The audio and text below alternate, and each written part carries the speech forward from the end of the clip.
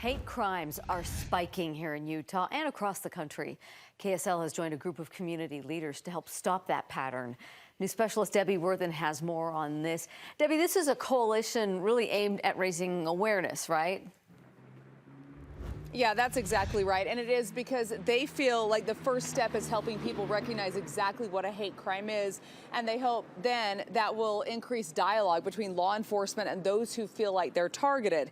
Now, they feel like these hate crimes go largely unreported. But even so, there's been a huge spike in hate crimes since 2020.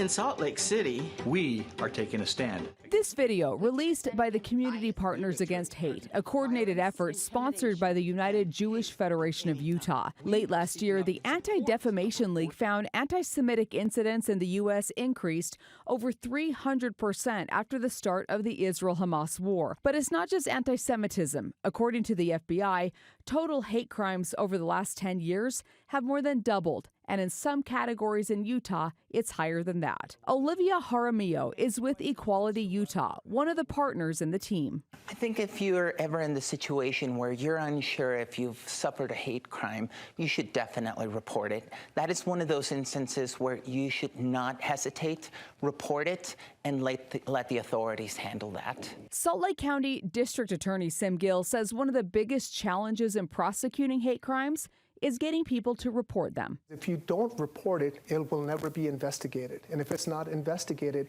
then it won't be prosecuted. And if it's not prosecuted and there's no accountability, then we can't prevent it from happening. In early December, vandals struck the Water Creek Nail Salon in downtown Salt Lake City, spray painting racial slurs as part of the damage.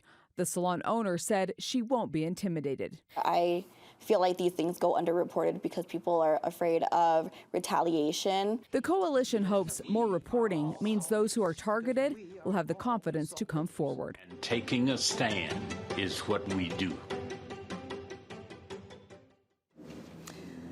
Now, legislation passed back in 2019 that increased the penalties if a crime prosecuted was determined to be a hate crime.